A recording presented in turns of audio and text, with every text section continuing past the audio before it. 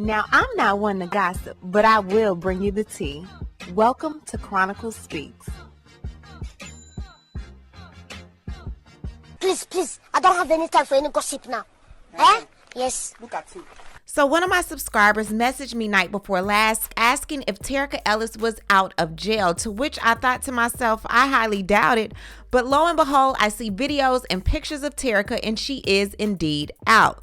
With time served and good behavior, Terica got out 5 months earlier than expected. Now, it seems like her being the key to getting Tim his life sentence was the same key that allowed her to get out and attempt to redo her life. Hopefully, without Tim in it, she'll do right. I guess only time will tell. We're also going to speak about Miss Robbie closing the doors to her Sweetie Pie's Jackson, Mississippi location. It seems like now that Tim has done what he's done, the Montgomery Empire is no more. We'll talk about that and so much more, but before we do, please be sure to subscribe to this channel and hit the bell for notifications so you don't miss out on any news regarding this case and so much more. Now let's get back into it. Now, Sweetie Pies was a name that I'm sure Miss Robbie cherished and wanted to pass down to her son and grandsons and continue the tradition to give her family something when she's no longer here. That legacy soon was tarnished when her only living son was arrested for conspiring to take out the only Montgomery man that Miss Robbie had left in her life, her grandson Andre Montgomery, who passed away due to gun violence in March of 2016 at the behest of his uncle, Tim Norman. Now, Tim was locked up alongside with his co-conspirators, Terica Ellis, which Tim used to lure Andre out of the home on Natural Bridge. Ultimately, right before he was taken out by the other co-conspirator, Travell Anthony Hill, Tim masterminded this plot for insurance money on Andre's life, a policy he secured by other co-conspirator Wally Wael Yagnam. One by one, they were arrested.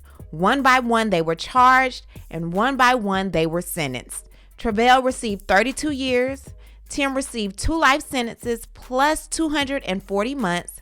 Wally received 36 months. And Terica received 36 months. Now, unlike the others, when they were first arrested, Wally was able to bond out. He just now started doing his time, and he will be released in July of 2025. Now, unlike Wael, because of the circumstances and what she was charged for, Terica was not able to bond out. So she was locked up in August of 2020. She awaited trial. She was then sentenced, and then she was sentenced to 36 months, but she did get time served. Now, with time served, you would think that Terica would get out August of 2023, but it seems like she got out around March 9th of 2023, so she got out 5 months shy of when she was supposed to. Now, prosecution was very lenient on Terica. For one, she was not the big fish that they were looking for. However, her cooperation did help them catch Tim. Now, they spoke about her upbringing and her hard life and how she felt tricked by Tim because he did not tell her that the outcome was to take Andre's life. Now, I definitely feel for Andre's family. 36 months for Terica's involvement still does feel like a slap on the wrist. All in all, Andre still lost his life. And honestly, with looking at Terica's page, less than a week after Andre was taken out, Terica was in Cali having a good time with Tim Norman. Beach life. Oh, I could get used to this.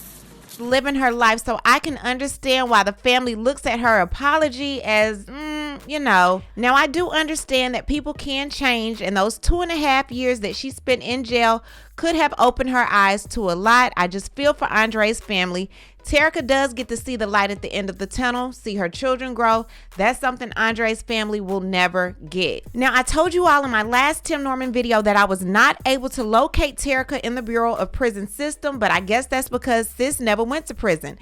Terica went from jail right to home, and I'm thinking that's because of the processing time, money spent on transfers, and the overall process that goes into moving inmates. They probably figured that 5 months left, go ahead and let her out. Terica was quietly released, and I mean no news anywhere was out about Terica's release. We probably would not have known about her being released had it not been for her posting on social media. Now, for the next 3 years, Terica will be under supervised release. That means she can't commit another federal or state crime. She has to have her DNA collected by her probation officer, no controlled substances, no drinking. She has to have a stable job of at least 30 hours a week. Anywhere she stays is subject to search at any given time, be drug tested. She also has to participate in a substance abuse treatment program, and she has to participate in an educational service program that will help build her proficiency in reading, writing, math, computer use, and so on. During her sentencing, Judge John Ross made a very, very stern point and let her know that if she violates anything in this supervised release, he will have no problem putting her back in jail for a very long time. I guess only time will tell how this story on Terica Ellis will play out. Now let's move on to Miss Robbie and her closing the Jackson, Mississippi Sweetie Pies location. So last week, Miss Robbie closed that location just a few weeks post Tim's sentencing. Now she is said to have closed it due to unforeseen circumstances.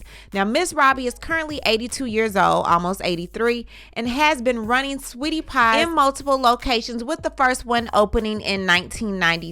Now, of course, her age does play a huge part in her no longer being able to run the day-to-day task of a restaurant, but a broken heart knowing your son will be locked up for at least the rest of your life, and memories you had are just that, just simply memories. She's lost a part of her and probably the drive to want to continue to be the woman she once was. Now, I was told Miss Robbie was currently living in Mississippi, and now she is saying that she is planning on focusing her business efforts right back in St. Louis with her establishment there. Now, as far as I was told, all of the Sweetie Pies in St. Louis, Missouri were closed down, so I'm not sure what business establishment she's referring to, but I guess she's just wanting to move back home closer to family. She is probably just waiting to see what facility Tim will be transferred to, because I'm sure she's going to be needing help getting back and forth to that location so she can be able to see her son. I did check upon Tim yesterday. It does not look like he has been sent to a facility as of yet. However, his appeal has been filed, so I guess we'll wait to see exactly when the judge will be denying that, because I know there's no way in the world Tim will be able to reopen this case and then win it.